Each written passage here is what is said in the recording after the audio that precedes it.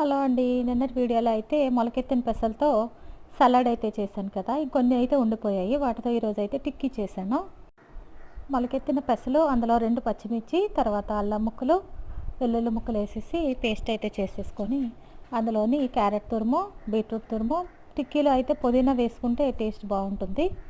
తర్వాత సరిపడా సాల్టు, 4 స్పూన్లు అయితే బియ్యం పిండి, 4 స్పూన్లేమో శనగపిండి, తర్వాత కట్ చేసి పెట్టుకున్న ఉల్లిపాయలు, పన్నీర్ అయితే తురిమేసి వేసాను.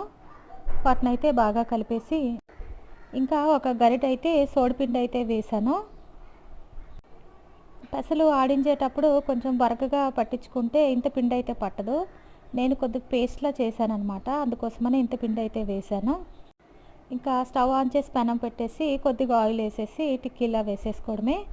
టేస్ట్ అయితే చాలా బాగుంటుంది, ట్రై చేయండి. చిన్నపిల్లలు కూడా ఇష్టంగా తింటారు, ఇంకా హెల్దీ కూడా.